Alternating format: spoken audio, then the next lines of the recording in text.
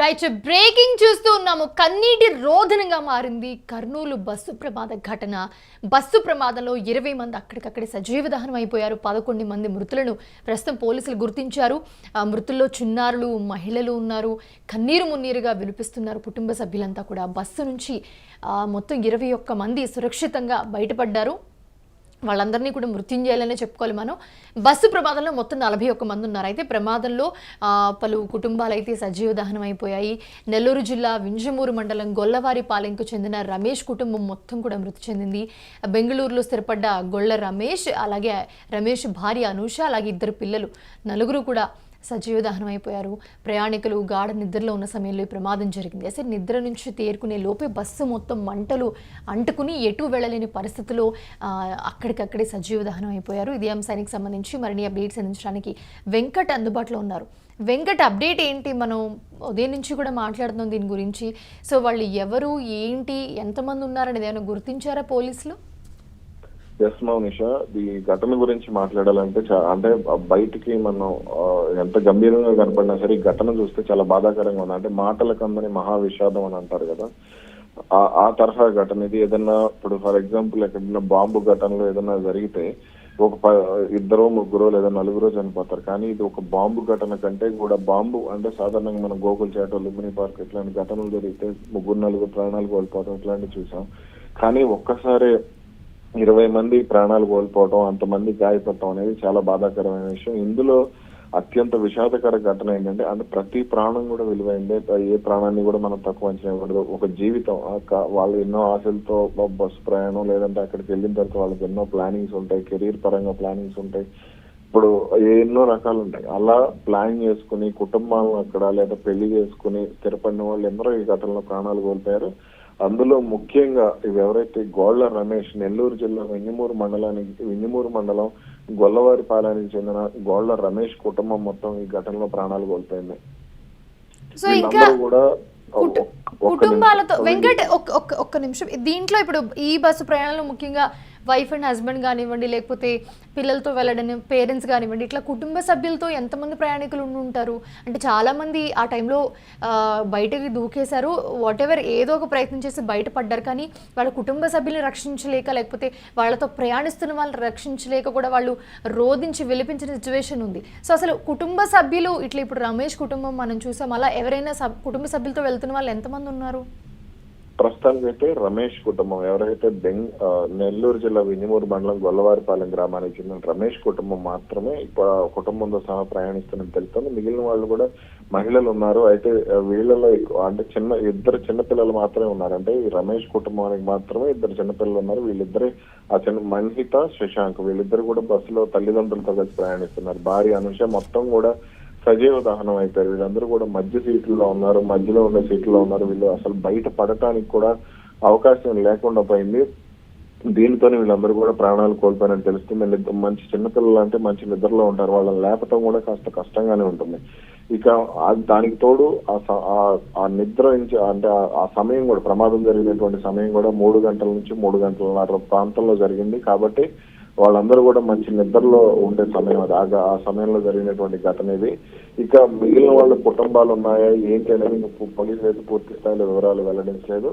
చాలా మంది వీళ్ళు అందరూ కూడా బెంగళూరులో స్థిరపడిన వాళ్ళు, అలాగే హైదరాబాద్ నుంచి బెంగళూరు వెళ్లి ఆఫీస్ పనుల మీద వెళ్తున్న వాళ్ళే ఎక్కువగా ఉన్నట్టు తెలుస్తుంది. ఇక మిగిలిన సమాచారం మొత్తం ఇప్పుడు ప్రస్తుతానికైతే అసలు చనిపోయిన వాళ్ళు ఎవరు, అంటే గాయపడిన వాళ్ళు ఎవరు, వీటికి సంబంధించిన పూర్తి వివరాలను అయితే పోలీసులు ఒక్కొక్కటిగా బయటకు తీసుకొచ్చే ప్రయత్నం చేస్తున్నారు. ప్రస్తుతానికి ఇందాక ఏపీ ఆరోగ్య శాఖ మంత్రి సత్యకుమార్ యాదవ్ చెప్పినట్లుగా ఘటనా స్థలంలోనే ఫోరెన్సిక్ బృందాలు DNA పరీక్షలు చేస్తున్నాయి, మృతదేహాలను వారి కుటుంబాలకు అప్పగించే ప్రయత్నం చేస్తున్నామంటూ కూడా చెప్తున్నారు.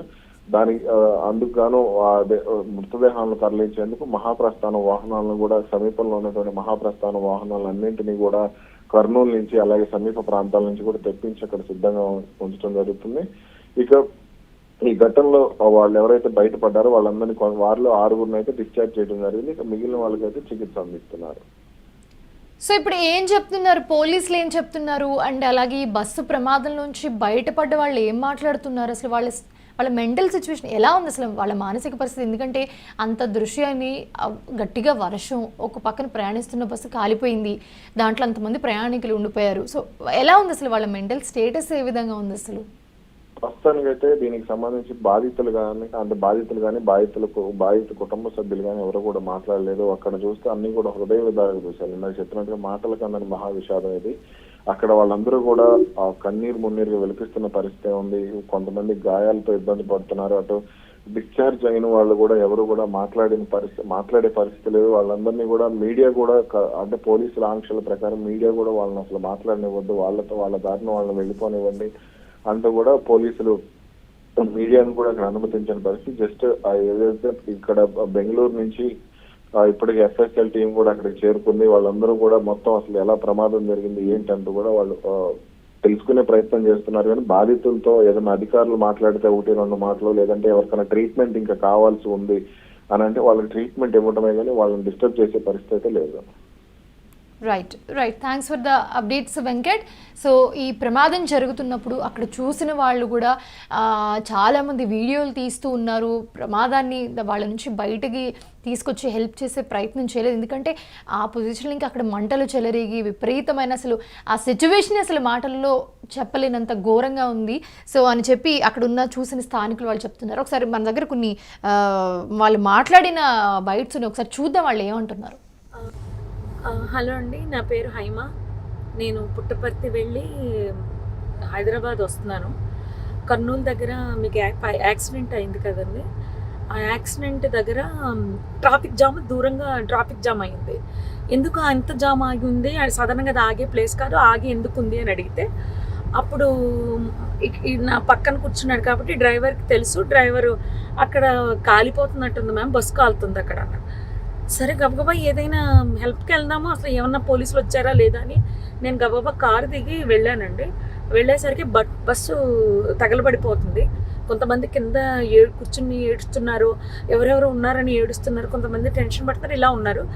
ఆ బస్సుకు సంబంధించిన వాళ్ళు అలా వాళ్ళ పరిస్థితి అలా ఉంది. ఇంకా మిగిలిన వాళ్ళ ఫోన్లు అన్నీ కూడా పాప అందులో కాలిపోయాయి. చాలామంది దగ్గర ఏమీ బయటకు వచ్చిన వాళ్ళ దగ్గర ఏమీ రాలేదు. అక్కడ ఉన్న మిగిలిన జనం అండి మొబైల్స్తో వీడియోస్ తీసుకుంటున్నారండి. ఎవరైనా పోలీస్కి కాల్ చేయలేదు. నేను కార్ దిగి వచ్చే హడావుల్లో ఫోన్ ఏమో కార్లో వదిలేశాను. వర్షం పడిపోతుందో పక్క నుంచి ఫోన్ టచ్ చేయడానికి కూడా ఎవరిదైనా అడిగి తీసుకుని టచ్ చేద్దామని వర్షానికి తడిచి అది పని చేయట్లేదు. నేను మళ్ళీ గబగబా కార్ దగ్గరికి వెళ్ళి వెంటనే కర్నూలు ఎస్పీ గారికి అండ్ ఎస్బీ ఇన్స్పెక్టర్ గారికి కాల్ చేశానండి. లక్కీగా ఎప్పుడో నెంబర్స్ ఉన్నాయి. కాల్ చేస్తే వాళ్ళు ఇమీడియట్లీ రెస్పాండ్ అయ్యారు. వాళ్ళు రెస్పాండ్ అయిన కాసేపటికే రూరల్ సిఏ గారి బృందం అంట వాళ్ళు వచ్చారు. దాని ముందే ఫైర్ స్టేషన్ వాళ్ళు వచ్చేసారు. అండ్ ముందు ఫైర్ స్టేషన్ వాళ్ళని నెక్స్ట్ ఫైర్ సిబ్బంది, నెక్స్ట్ అంబులెన్సు, పోలీస్ వారు వీళ్ళందరూ వచ్చేసారండి. అప్పటికే ఒక ప్రైవేట్ వెహికల్లో ఒక 6గురిని హాస్పిటల్ పంపించారు. నాతో ఇంకొక అతను ఎవరో హరీష్ అంట, ధర్మవరానికి చెందిన అతను. పాపం చాలా మంచి వ్యక్తి ఆయన కూడా. ఆయన ఒక 6గురిని ప్రైవేట్ వెహికల్లో ఎక్కించి పంపించారు. తర్వాత వీళ్ళు వచ్చాక ఒక 5గురిని అంబులెన్స్లో ఎక్కించడం జరిగింది. ఆయన తీసుకెళ్లారండి. ఆ తర్వాత ఈ లోపలనే మొత్తం ఎస్పీ గారు, పోలీస్ సిబ్బంది అందరూ వచ్చేసారు. అసలు ఆ మాంసపు ముద్దలు కాదండి, నిజం చెప్పాలంటే చాలా దారుణం అది. అస్థిపంజరాలు అలా సీట్లలోనే చూసేసరికి అసలు నాకైతే వల్ల కాలేదు. ఎవరైనా ఫ్యామిలీ అండి, చాలా ఆ ఫ్యామిలీ ఎంత బాధపడుతూ ఉంటారో. నేను అది తట్టుకోలేకపోయాను. వస్తూ అక్కడ ఆంజనేయ స్వామి గుడి దగ్గర ఆగిపోయి నదిలో మునగడం జరిగింది. నిజం చెప్పాలంటే చాలా బాధాకరం అండి. ఎవరు కాపాడడానికి అవకాశం లేదు. నిజం చెప్పాలంటే పోలీసులు రాకపోయింటే చాలా ఇబ్బంది పడిపోదాము. హెవీ ట్రాఫిక్ అండి. పోలీసులు లోపలికి రావడానికి బయటకు వెళ్ళడానికి కూడా ఉండకపోను. ఆ ఇన్ఫర్మేషన్ ఇవ్వడంతో క్లియర్ చేసుకుంటూ వస్తూ మొత్తం లోపలికి వచ్చారు. అంతా ఆఫ్ చేశారు, మంటలు ఆఫ్ చేశారు. జరిగింది అయితే ఇదండి. ఆ బస్ కిందనే బైక్ ఉండిపోయింది. ఆ బైక్ని కొట్టేస్తే బైక్ అతను చనిపోయి రోడ్డు పక్కకి పడిపోయాడు. మళ్ళీ ఆ బైక్ మాత్రం బస్ కిందకి వెళ్ళిపోయిందండి. అర్థమైపోయింది ఇది సార్ జరిగింది.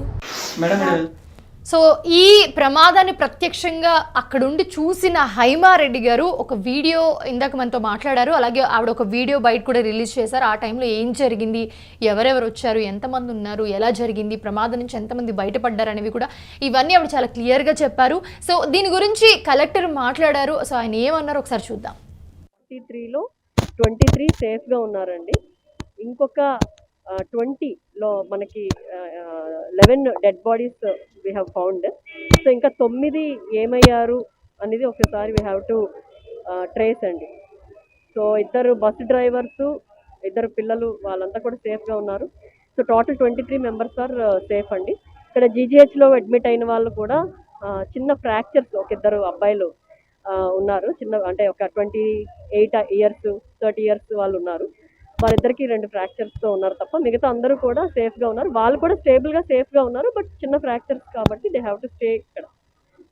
సో మెయిన్గా బైక్ అది గుద్దడం వల్ల ఈ ఫైర్ యాక్సిడెంట్ వచ్చి మొత్తం ఇలా అయిందని చెప్పి అనుకుంటూ ఉన్నాము. ఎట్ ఇంకా మిగతా ఎంక్వైరీ ఒకటి చేయాలి. అలాగే ఎఫ్ఎస్ఎల్ టీం కూడా అక్కడ పంపించాము. ఈ బాడీస్ తాలూకా DNA ఎక్స్ట్రాక్ట్ చేసి ఎవరిది అనేది మనకి ఒకసారి తెలియడానికి. అలాగే ఇక్కడ కంట్రోల్ రూమ్ కూడా పెడుతున్నామండి. జీజీహెచ్లో కంట్రోల్ రూమ్ పెడుతున్నాము, కలెక్టరేట్లో కంట్రోల్ రూమ్ పెడుతున్నాము.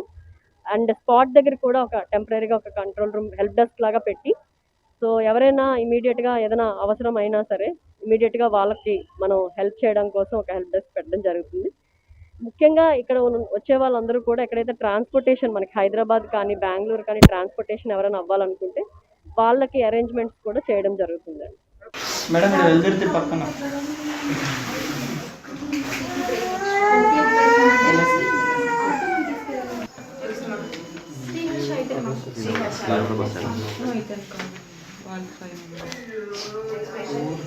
అశోక్ ఏమండి